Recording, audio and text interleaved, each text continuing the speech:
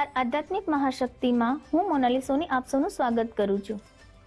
પિતૃપક્ષમાં જે રીતે આપણે તર્પણ વિધિ કરીએ છીએ, પિંડદાન કરીએ છીએ, કોઈક ને કોઈક રીતે આપણે ભક્તિ પાઠ, પૂજા પાઠ પિતૃઓના નામથી કરાવીએ છીએ, ત્યારે તેમાં વિશેષ કેટલીક વસ્તુઓનું આપણે ધ્યાન રાખવું જોઈએ। પિતૃપક્ષમાં કેટલાક એવી વસ્તુઓ ન કરવી જોઈએ જેનાથી આપણા પિતૃઓ નારાજ થાય કે પછી આપણને વધારે અને વધારે મુસીબતોનો સામનો કરવો પડે છે, કારણ કે આ સમયગાળામાં આપણાથી બની શકે તેટલા ઉપાયો કરીને આપણે પિતૃઓને જો સંતૃપ્ત કરીએ છીએ તો આજીવન પિતૃઓ આપણને આશીર્વાદ તો આપે જ છે, સાથે સાથે આપણા જીવનના દરેક પ્રકારની સમસ્યાનો અંત આવે છે। જ્યારે કોઈ પણ વ્યક્તિ પૂરી શ્રદ્ધા અને પૂરી ભાવથી પિંડદાન અને તર્પણ વિધિ કરાવીને પિતૃઓને મોક્ષ પ્રાપ્તિ કરાવે છે તો તેના આખા કુળનો પિતૃઓ આશીર્વાદ આપે છે, આખા કુળની પિતૃઓ રક્ષા કરે છે, જેમાં તેને ધન ધાન્ય, તેને સંતતિ, સાધન દરેક પ્રકારની સુવિધામાં કોઈ પણ પ્રકારે ખોટ નથી આવતી।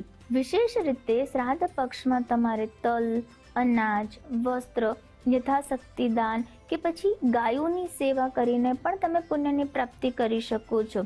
તમારે કોઈ પણ રીતે કોઈ ભૂખ્યાને ભોજન કરાવો છો, કોઈ જરૂરિયાતમંદ વ્યક્તિને તેની જરૂરિયાત અનુસાર વસ્તુઓ પૂરી પાડો છો તો પણ તમે પિતૃઓના આશીર્વાદ પ્રાપ્ત કરી શકો છો।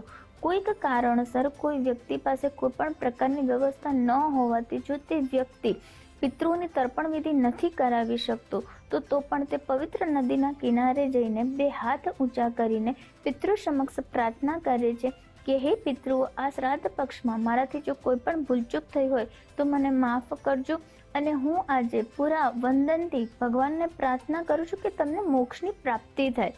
આવી રીતે જો તમે પ્રાર્થના કરો છો તો પણ પિતૃઓના આશીર્વાદ તમને પ્રાપ્ત થાય છે।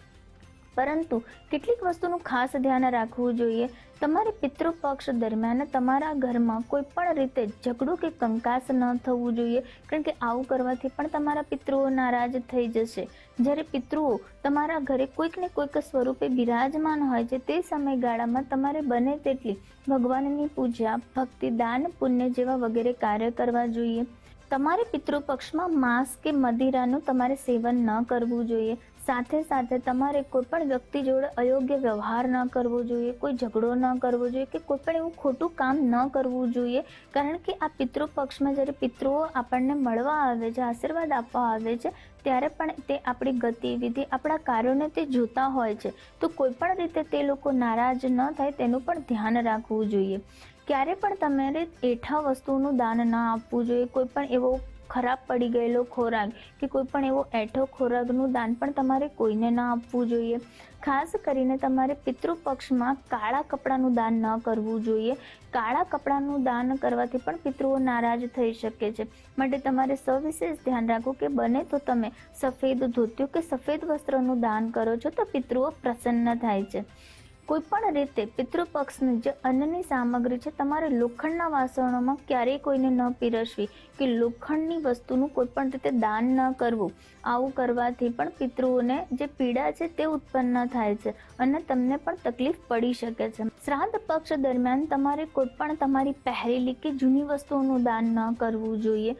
ખાસ કરીને તમારે શ્રાદ્ધ પક્ષમાં કોઈ પણ રીતે તેલનું પણ દાન ન કરવું જોઈએ, કારણ કે આ પ્રકારના દાન પણ જે શ્રાદ્ધ પક્ષમાં અયોગ્ય ગણવામાં આવ્યા છે અને જેના કારણે પિતૃઓને તમે નારાજ કરી શકો છો, માટે તમારે દાન અને પુણ્યનું પણ વિશેષ ધ્યાન રાખવું જોઈએ। શ્રાદ્ધ પક્ષ દરમિયાન તમારે કોઈ પણ રીતે કોઈ પણ માંગલિક કાર્ય ન કરવું જોઈએ, કોઈ પણ પ્રકારની જમીનની લે-વેચ ન કરવી જોઈએ, તે વસ્તુનું પણ તમારે ખાસ ધ્યાન રાખવું જોઈએ। પિતૃપક્ષમાં બને તેટલું તમારે ઘરનું વાતાવરણ ભક્તિમય બનાવવું જોઈએ, ઘરમાં આનંદ પ્રસરવો જોઈએ, કોઈ પણ રીતે ઘરના કોઈ પણ વ્યક્તિ વચ્ચે મતભેદ ન હોવો જોઈએ। ખાસ કરીને પિતૃપક્ષ દરમિયાન તમારે વિષ્ણુ ભગવાનની આરાધના કરવી જોઈએ। તમારે નિયમિત રૂપે તમારા પાણીયારે દીવો કરવો જોઈએ અને પિતૃઓને તમારા કોઈ પણ એવા કાર્ય જે તેમને પ્રિય ન હોય તેના બદલ તમે કરેલું હોય તો તેની માફી માંગવી જોઈએ। પિતૃઓ તમને આશીર્વાદ આપે તેવી પ્રાર્થના કરવી જોઈએ। સાથે સાથે તમારે માટલાનો 1 ગ્લાસ પાણી ભરીને તમારે તમારા ઘરના દરેક ખૂણામાં તે પાણીનો થોડો છંટકાવ કરવો જોઈએ। ખાસ કરીને તમે તમારા ઉંબરાને તમારે નમન કરવું જોઈએ અને ત્યાં પણ તમારે પાણી માટલાનું જે છે તેનો થોડો છંટકાવ કરવો જોઈએ। આવું કરવાથી તમારા પિતૃઓને તૃપ્તિ મળે છે અને તેઓ તેમના આશીર્વાદ તમને આપે છે. શ્રાદ્ધ પક્ષમાં જો તમારા ઘરમાં કોઈ પણ રીતે કોઈ પણ બ્રાહ્મણ કે પછી કોઈ પણ એવી જરૂરિયાતમંદવાળી વ્યક્તિ તમારા આંગણે આવી રહીને ઊભી રહે છે તો તમે તેનો અનાદર ન કરો. યથાશક્તિ તેને દાન ભેટ આપીને તેને ખુશ કરો, કારણ કે કોઈ પણ સ્વરૂપે તે પણ તમારા પિતૃનું સ્વરૂપ લઈને તમારા ઘરે આવ્યા હોય છે. માટે તમે તમારા ઘરે આવેલી કોઈ પણ વ્યક્તિઓની તમે તેનું અપમાન ન કરવું અને બને તેટલી યથાશક્તિ તેને મદદ કરવી જોઈએ. આવું કરવાથી પણ આપણા પિતૃઓ રાજી રહે છે. અંતિમ જ્યારે આપણે વાત કરીએ ત્યારે શ્રાદ્ધ પક્ષ દરમિયાન તમારે વાળ કે નખ ન કાપવા જોઈએ. તમારે તમારા ઘરની સ્વચ્છતાનું ધ્યાન રાખવું જોઈએ. તમારા ઘરમાં તમારે ખૂબ જ સાત્વિક ભોજન બનાવી ઘરના દરેક સભ્યએ સાથે બેસીને તે સાત્વિક ભોજન ગ્રહણ કરવું જોઈએ. આ ભોજનનો એક હિસ્સો તમારે ગાય અને કૂતરાને ખવડાવવો જોઈએ. સાથે સાથે નિયમિત તમારે પક્ષીઓને ચણ નાખવા જોઈએ. આવા દરેક ઉપાયો કરીને પણ તમે તમારા પિતૃઓના આશીર્વાદ પ્રાપ્ત કરી શકો છો. નિયમિત રૂપે તમે તમારા ઘરમાં હનુમાન ચાલીસાનો પાઠ 3 વાર કરો છો તો પણ તમને પિતૃ સંબંધિત જો કોઈ સમસ્યા છે તો પણ તમારી તે દૂર થાય છે. પિતૃઓના નામની ગૌરણી પણ જો તમે પિતૃ અમાસના દિવસે કરો છો તો પણ પિતૃઓ તમારાથી રાજી રહે છે. કોઈકને કોઈક સ્વરૂપે તમે બ્રાહ્મણોને વસ્ત્રની ભેટ આપો છો કે બ્રહ્મ ભોજન કરાવો છો તો પણ તમારા જે પિતૃઓ છે તે ખુશ થાય છે અને તેમને મોક્ષની પ્રાપ્ત થાય છે. તો આ રીતે પિતૃ પક્ષમાં પિતૃઓ માટે કરેલી તર્પણ વિધિ અને ખાસ પુણ્ય પિતૃઓને મોક્ષ પ્રાપ્ત કરાવે છે અને પિતૃઓ આપણને આશીર્વાદ પ્રાપ્ત કરાવે છે. આ સાથે હું રજા લઉં છું. નમસ્કાર.